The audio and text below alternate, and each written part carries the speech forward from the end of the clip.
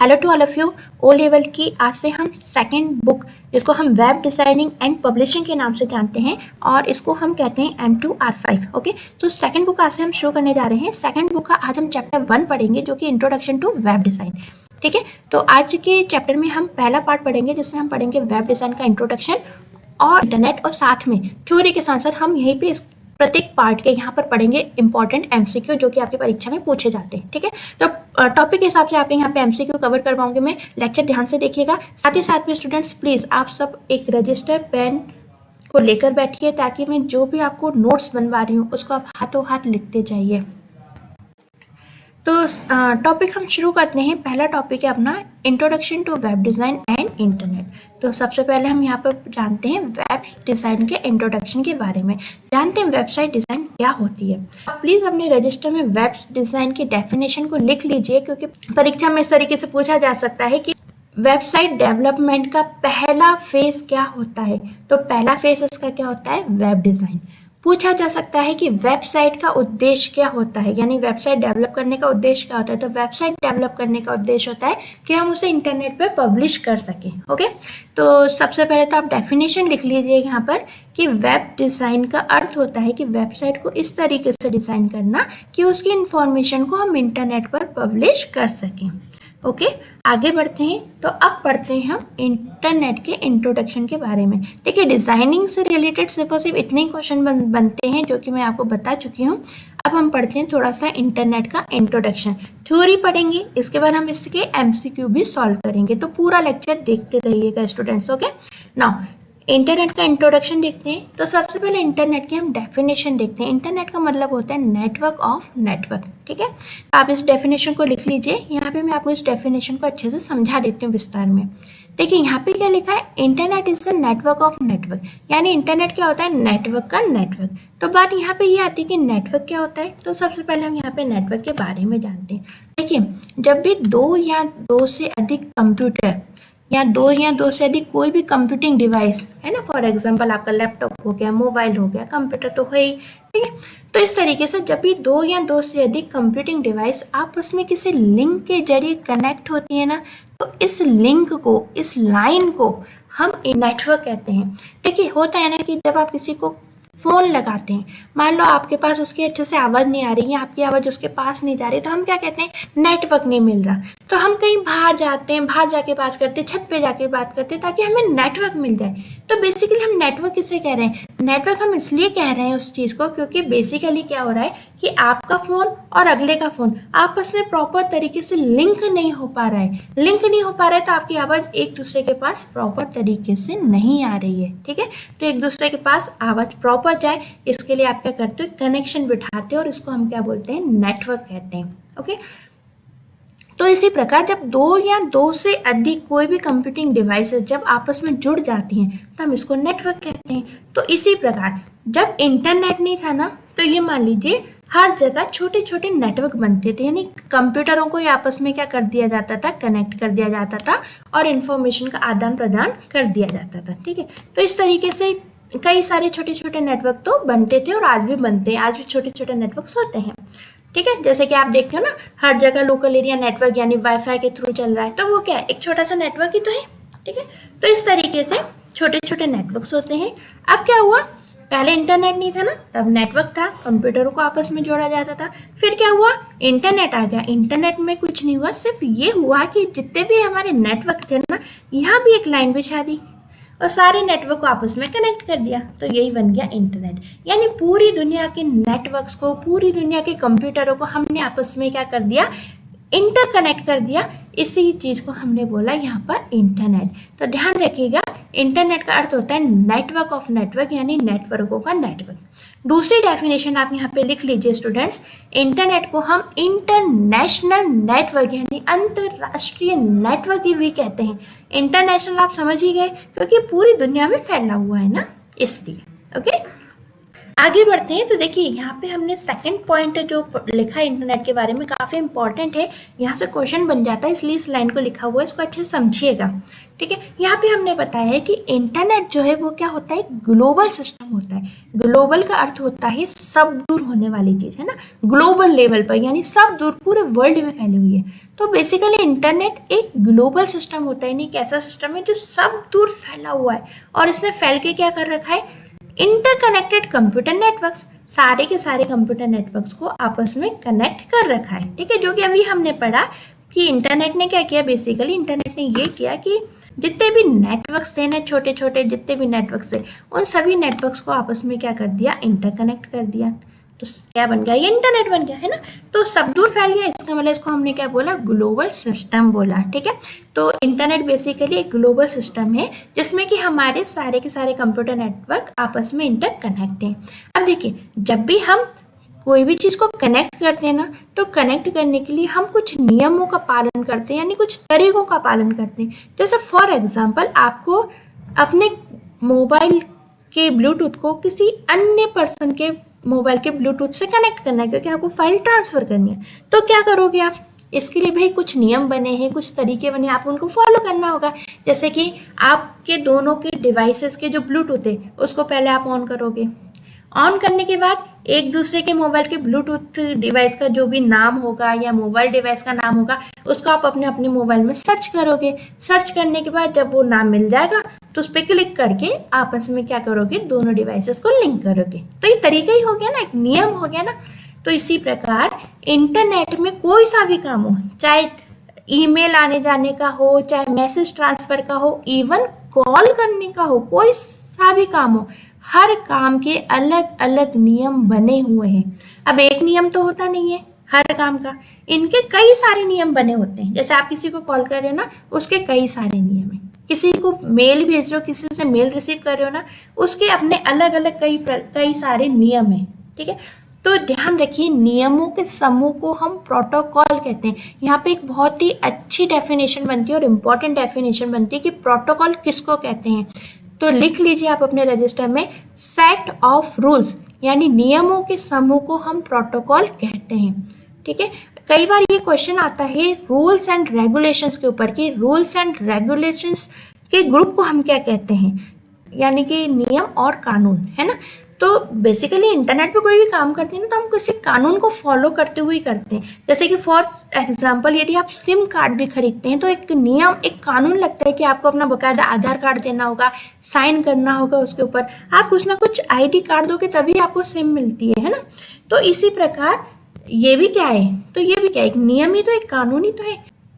तो इसी प्रकार इंटरनेट पे कोई भी काम होता है तो उसमें कई सारे रूल्स एंड रेगुलेशंस लगते हैं। तो कई सारे नियमों का जो समूह होता है उसको हम प्रोटोकॉल कहते हैं। ठीक है, अब इंटरनेट पे कई सारे प्रोटोकॉल काम करते हैं, हर प्रोटोकॉल का अपना अलग अलग काम होता है। तो जब हम इंटरनेट से कनेक्ट होते हैं या अपने कंप्यूटर मोबाइल को इंटरनेट से कनेक्ट करते हैं, तब हमको एक बहुत ही जरूरी नियम का पालन करना होता है, और उस नियम को हम बोलते हैं यहाँ पे TCP/IP प्रोटोकॉल। ठीक है, तो TCP/IP एक ऐसा प्रोटोकॉल है जिसके तहत ही, यानी इसके नियम को पालन करते हुए ही हमारा कंप्यूटर या हमारी कंप्यूटिंग डिवाइस इंटरनेट से कनेक्ट होती है। ठीक है, यानी कि वर्ल्ड वाइड लेवल पर, यानी कि पूरी दुनिया में हमारे डिवाइस TCP/IP प्रोटोकॉल का यूज करके ही कनेक्ट होती है। TCP/IP का फुल फॉर्म लिख लीजिए स्टूडेंट्स। TCP/IP का पूरा नाम होता है ट्रांसमिशन कंट्रोल प्रोटोकॉल, और IP का मतलब होता है internet protocol. Okay, basically TCP/IP जो प्रोटोकॉल है वो ये बताता है कि जब दो डिवाइसेस आपस में कनेक्ट हो रही हैं तो इन दोनों डिवाइसेस का अपना क्या होना चाहिए, एक एड्रेस होना चाहिए। तो दोनों डिवाइसेस का एक ऐसा एड्रेस जो कि उनको इंटरनेट से कनेक्ट कर सके, उस एड्रेस को हम बोलते हैं IP एड्रेस।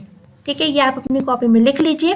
तो बेसिकली TCP/IP प्रोटोकॉल में होता क्या है, प्रोटोकॉल के अंदर होता है कि दो कंप्यूटर आपस में एक मजबूत लिंक से कनेक्ट होंगे, और इस लिंक पर ही जो मैसेज है उनका क्या होगा, आदान प्रदान होगा। ये जो TCP/IP बताता है। ओके, सो इंटरनेट से कनेक्ट होने के लिए हमको TCP/IP प्रोटोकॉल का यूज़ करना होता है। ये बहुत ही ज़रूरी प्रोटोकॉल है। तो देखिए यहाँ पे आपके 3 से 4 क्वेश्चन तैयार होते हैं। सबसे पहली चीज़ तो वेबसाइट डिज़ाइन किसे कहा जाता है? तो वेबसाइट डिज़ाइन का अर्थ होता है वेबसाइट को इस तरीके से डिज़ाइन करना कि उसकी इंफॉर्मेशन को इंटरनेट पे हम पब्लिश कर सकें।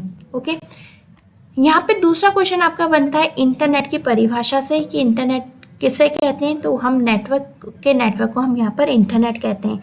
यहाँ से जो हमारा क्वेश्चन बनता है वो ये बनता है एक और कि ग्लोबल सिस्टम किसे कहते हैं, जिसमें हम सारे नेटवर्क को आपस में कनेक्ट करते हैं। ये स्टूडेंट्स लिख लीजिए, बहुत ही इंपॉर्टेंट क्वेश्चन है, पूछा जाता है ओ लेवल में कि हम ग्लोबल सिस्टम किसे कहते हैं जिसमें कि हम कंप्यूटर नेटवर्क्स को आपस में कनेक्ट करते हैं। तो ग्लोबल कंप्यूटर नेटवर्क को कनेक्ट करने का जो सिस्टम है, पूरा ग्लोबल सिस्टम है, इसको हम इंटरनेट कहते हैं। ओके, एक और क्वेश्चन यहाँ से बनता है कि किस नियम के तहत यानी किस प्रोटोकॉल के तहत हमारे कंप्यूटर इंटरनेट से कनेक्ट होते हैं? तो हमारा यहाँ पर आंसर हो जाता है TCP/IP। आप इनको नोट कर लीजिएगा क्योंकि देखिए इतना कुछ ऑनलाइन कंटेंट बनाना पॉसिबल नहीं है, इसलिए मैं आपको बोल के बता रही हूँ, आप प्लीज़ इसे नोट डाउन कर लीजिए। फिर एक और जरूरी पॉइंट है यहाँ पे इंटरनेट का, वो ये है कि internet is not owned by any computer और कंपनी, यानी इंटरनेट का कोई मालिक नहीं है। ऐसा नहीं है कि ये व्यक्ति इंटरनेट का मालिक है, भाई कंपनियों के मालिक हैं। जियो कंपनी का एक मालिक है, एयरटेल कंपनी का एक मालिक है, वोडाफोन कंपनी का एक मालिक है। लेकिन यदि हम बात करें पूरे इंटरनेट की, तो पूरे इंटरनेट की देखिए कोई भी मालिक नहीं है, कोई भी कंपनी इसकी मालिक नहीं है। यहाँ पे आपने पॉइंट्स देख लिए। अब हम इसके कुछ MCQ क्वेश्चन देख लेते हैं जो कि हमारे इन पॉइंट्स के आधार पर ही बनते हैं। कुछ तो मैंने आपको बोलकर बता दिए हैं, कुछ मैंने यहाँ पर लेकर आई हूँ। ओके, तो सबसे पहला क्वेश्चन देखिए। सबसे पहला क्वेश्चन यहाँ पे बहुत इंपॉर्टेंट है जो कि बनता है द इंटरनेट इज द, जिसका अर्थ है इंटरनेट डैश है, यानी इंटरनेट क्या है। तो वैसे तो अभी हम पढ़ी है इंटरनेट की डेफिनेशन, ठीक है। तो यहाँ पे देखिए ऑप्शंस आपके सामने, पहला ऑप्शन है नेटवर्क ऑफ नेटवर्क। कायदे से जो हम पढ़कर आए ना उसके अकॉर्डिंग ये आंसर एकदम सही है, ठीक है, सही है, मैं मानती हूँ सही है। लेकिन कभी भी MCQ में यदि आपको पहला आंसर सही मिल जाए तो कभी भी उसको टिक करके मत आना, क्योंकि वैसे के वैसे अन्य आंसर और भी हो सकते हैं। यानी इंटरनेट क्या है इससे रिलेटेड 3-4 डेफिनेशन और हो सकती हैं, तो ऑल ऑफ द अबव भी इसका आंसर हो सकता है, ठीक है। तो ऐसे कुछ यहाँ पर होगा, इसलिए पहला आंसर आपको सही दिख गया तो कभी भी पहला आंसर लगा के मत आइएगा। सो नेटवर्क ऑफ नेटवर्क तो करेक्ट है, हम बिल्कुल मानते हैं ना, सही है। दूसरा ऑप्शन देखिए, दूसरा ऑप्शन यहाँ पर आ जाता है एन ओशन ऑफ रिसोर्स, यानी संसाधनों का सागर। यहाँ पर जानिए संसाधन किसे कहते हैं। तो देखिए इंटरनेट में जितनी भी आपकी कंप्यूटिंग डिवाइसेस कनेक्ट है ना, वो सभी संसाधन है यहाँ पे, यानी सभी रिसोर्सेस हैं। जैसे आपका कंप्यूटर जो कि कनेक्ट है ना, वो भी क्या एक रिसोर्स, एक संसाधन है। सर्वर जिसका आप यूज कर रहे हो, है ना, जिससे आप वेबसाइट ओपन कर रहे हो, जिसका आप डाटा ले रहे हो, जैसे फेसबुक चलाते हो आप अपने मोबाइल पे, तो फेसबुक किससे चला रहे हो, सर्वर से ही तो कनेक्ट होकर चला रहे हो, तो सर्वर भी क्या हो गया, एक संसाधन हो गया, है ना। तो इंटरनेट पे जितनी भी आपकी कंप्यूटिंग डिवाइसेस हैं जिसके द्वारा आप इंटरनेट चला रहे हो, वो सभी चीज़ें आपके रिसोर्सेस कहलाती हैं, ठीक है। तो जो इंटरनेट है वो संसाधनों का सागर भी कहलाता है, सही बात है। तीसरी चीज, एक कोऑपरेटिव एनार्की, यानी एक सहकारी अराजकता। हाँ देखिए इंटरनेट में हम काम करते हैं ना, तो एक सरकारी अराजकता तो हमारे साथ में रहती है ना। हम एक सरकारी यानी एक नियम के ऊपर, एक कायदे कानून के ऊपर ही इंटरनेट पर काम करते हैं, इंटरनेट पर जुड़ते हैं, ठीक है। तो सरकारी अराजकता में भी हमारा इंटरनेट शामिल होता है, क्योंकि जब आप इंटरनेट चलाते हैं, इंटरनेट चलाना शुरू करते हैं किसी भी डिवाइस से, तो देखिए आपकी जो पहचान है, आपकी जीमेल आईडी बनेगी, आपकी एक अपनी एक आईडी बनेगी, आपका मोबाइल नंबर ऑटोमेटिकली रजिस्टर्ड होता है, ठीक है, जो कि आपको समझ में नहीं आता, लेकिन आप जीमेल से रजिस्टर्ड करते हो, अपनी एक सिम कार्ड को रजिस्टर करते हो, अपना नाम रजिस्टर करते हो, तो एक तरीके से आप एक नियम कायदे कानून के दायरे में आने लगते हो, है ना। तो जो इंटरनेट है वो एक काफी सहकारी अराजकता भी है, यानी कोऑपरेटिव एनार्की भी है। तो डी ऑप्शन हमारा बिल्कुल सही बैठेगा यहाँ पे, ऑल ऑफ द अबव। वैसे तो आप समझ ही गए होंगे जब मैंने ये आपको पहला ऑप्शन बताया था, यहाँ पे समझाया था, ठीक है। तो इस तरीके से आप सारे ऑप्शंस पढ़ना और सही आंसर लगाइएगा। तो यहाँ पे आपका सही आंसर होगा आपका all of the above.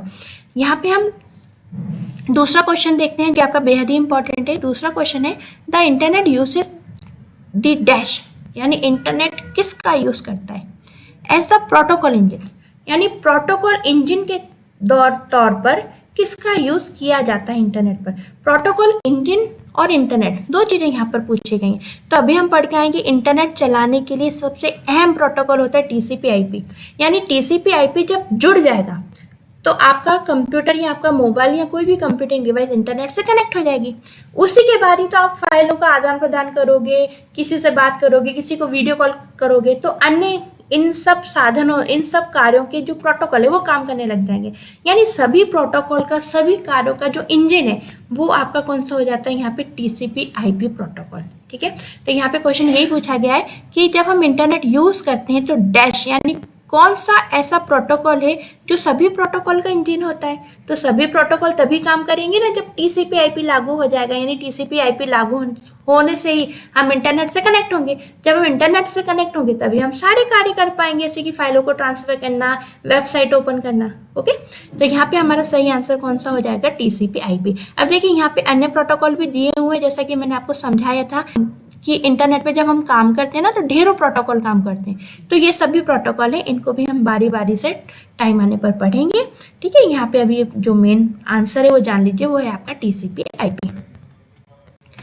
Next question आता है internet is not on by any company और एनी कंप्यूटर और कंपनी। यानी इंटरनेट का जो स्वामित्व है वो किसी कंप्यूटर या कंपनी के पास नहीं है। तो बेसिकली ये आपसे एक स्टेटमेंट पूछा गया कि बताओ ये जो कथन है ये सही है या गलत है। तो अभी हम पढ़ के ही आए थे कि जो कंप्यूटर की जो इंटरनेट है वो किसी भी कंपनी के अंतर्गत नहीं चलता। नहीं, इंटरनेट जो है वो स्वतंत्र है ना, फ्री है वो।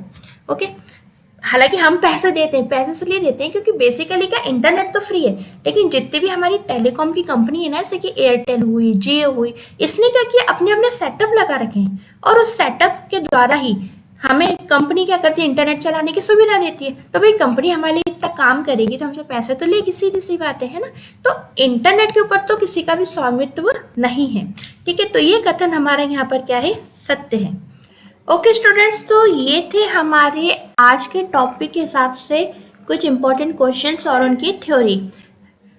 अब हम मिलते हैं नेक्स्ट वीडियो लेक्चर में, जिसमें स्टूडेंट्स हम पढ़ेंगे हिस्ट्री ऑफ इंटरनेट, जिसमें हम इंटरनेट के हिस्ट्री के बारे में जानेंगे और उससे रिलेटेड कुछ इंपॉर्टेंट क्वेश्चंस भी यहाँ पर हम देखेंगे। ओके स्टूडेंट्स, तो मिलते हैं नेक्स्ट वीडियो लेक्चर में। Bye bye.